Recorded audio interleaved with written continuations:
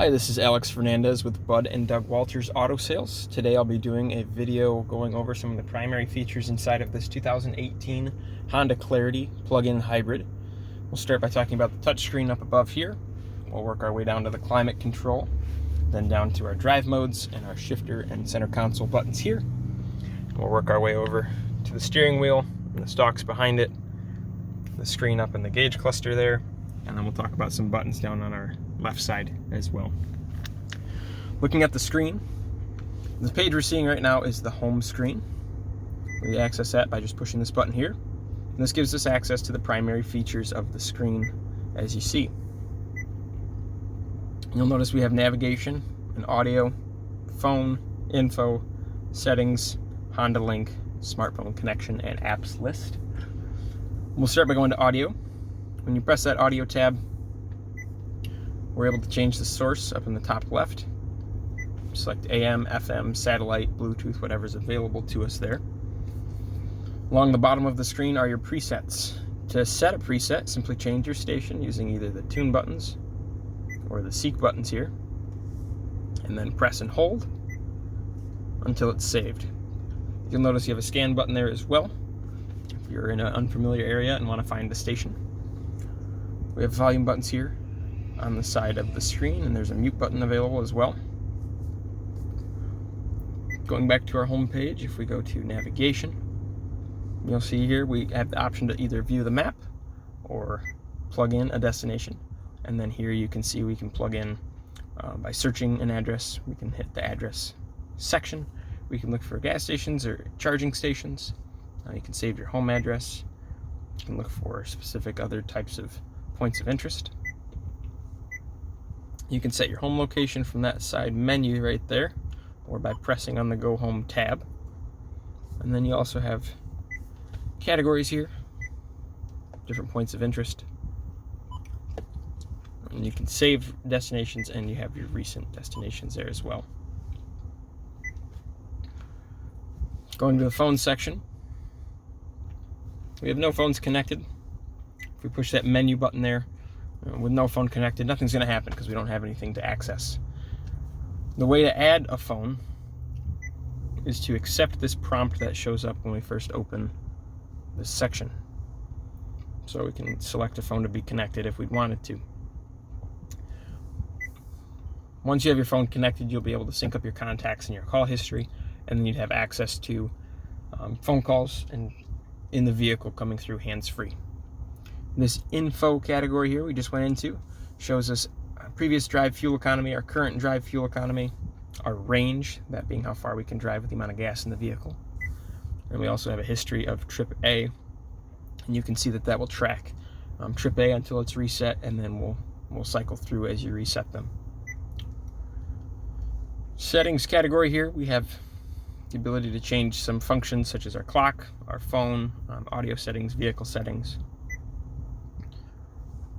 Honda Link here.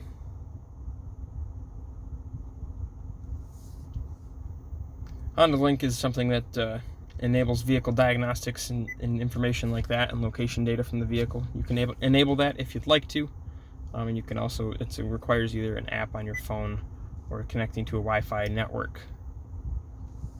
Smartphone connection here. We're able to plug in a Android smartphone or an iPhone into the USB port of the vehicle and access Apple CarPlay and Android Auto, which allow you to display your favorite navigation apps, your text messages, your calls, your music, your podcasts, and everything like that right inside the vehicle here. Last one there is the app list, and you'll see there's a couple things there like a calculator. And there's some downloads if you have those, something downloaded to the vehicle. On the left side here, our menu button. If we were in, for example, the navigation, we push that menu button, it opens up the menu for that function. And we have this back arrow here to come back out of that screen. The button down at the bottom allows us to adjust the brightness of that screen. If at night it's too bright or too dim, you can adjust that brightness as necessary. Looking down below, we have our climate control. It is dual zone. We have the driver control here and passenger control here, along with heated seats for driver and passenger. We have our fan speed, these two buttons here, and our recirculate modes here. An on-off switch for the climate control. our front defroster and rear defroster / heated side view mirrors. We have a climate button just up above, which opens up on the screen the ability to change where the air is being sent to and what vents it's coming out of. And then within each dial we have auto mode here, which lets you set the temperature, and it takes care of the fan speed and location and everything for you. And then on the passenger dial we have our sync button, which when pressed makes the temperatures pair together and gives the driver's side control of both. Looking down below, we have our drive modes. We have Econ mode here. Econ mode is going to prioritize using your electric power more than the gas engine when available or when possible. Sport mode is going to use the electric drive motor and the gas motor together to give you the most power possible. And then our HV mode, when we press that, you'll see a message display in the gauge cluster. That HV mode is best used on longer trips, where we're going to prioritize using the gas and drive electric motors as efficiently as possible together. There are two functions of this HV mode: a short press, as I just did there, and then a long press, which turns on what they call HV charge mode, which will use the gas engine to charge the battery pack up to as much as 57.7%. Again, when you're using that, you're primarily using that on a longer drive, and in this mode, electric only power will not be available. Looking down below, we have our shifter. We have a push button for park, pull toggle for reverse, push button for neutral, and a push button for drive. Right behind that, we have our parking brake, which is electronic. Pull up to engage. You'll see in the bottom right-hand corner there, our brake is set. To disengage, put your foot on the brake pedal and push on the top of the switch. Right behind that, we have our brake hold. When that's turned on, the vehicle, when you come to a stop at a light, will hold the brakes for you once you've stopped, and you're able to actually take your foot off the brake pedal, and it will hold the brakes for you until you push the gas, and then it will release them. Down in the cubby here, we do have some USB ports. So we have a USB port there, and we also have some more ports. I don't know if you can see those underneath there. More ports underneath there as well. On your steering wheel, we have our cruise control and our lane keep assist. To use the cruise control, which is adaptive cruise control, this is our on-off switch, that main button. You'll see up in the top corner, ACC and LKAS showing up. Once you're up to speed, press set to set the speed. Once your speed has been set, if you want to speed up, push the plus sign to speed up, or the minus sign to slow down. The button here on the right side allows us to adjust the interval that we want this vehicle to maintain with the cars in front of us. Basically, it will speed itself up and slow itself down with the flow of traffic for you. This button here is our lane keep assist. When there are clearly marked road lines, the vehicle will alert you if you drift out of your lane and also give you a nudge back into your lane if you don't correct yourself.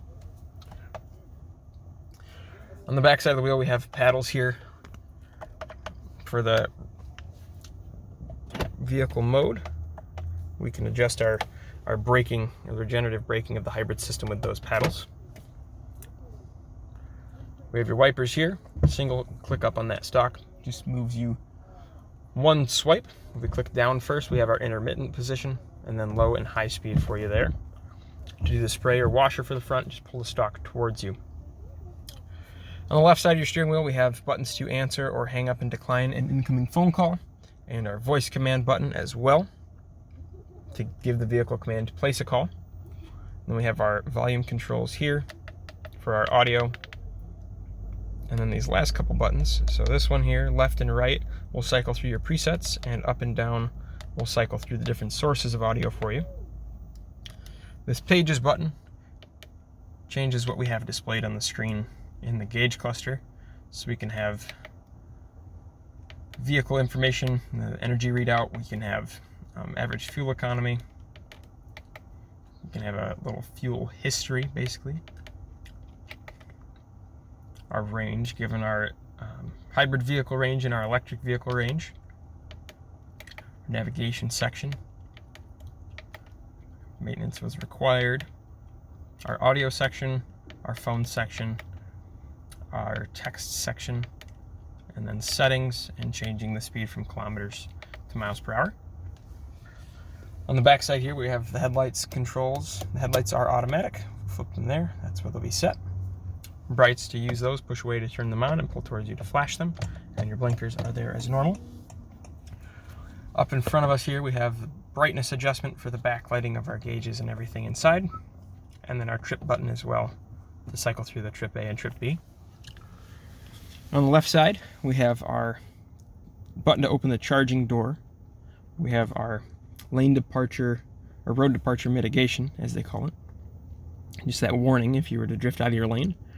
We have the off button for the traction control, which is on by default, and we have the off button for the forward collision mitigation braking system. So if you're coming up on a slower or stopped vehicle and not slowing down, the vehicle will alert you and then apply the brakes if necessary.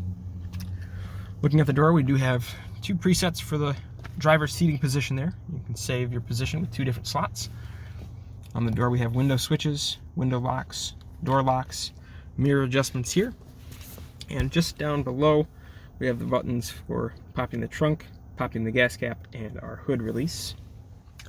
And then right up above us here, we have our dome lights.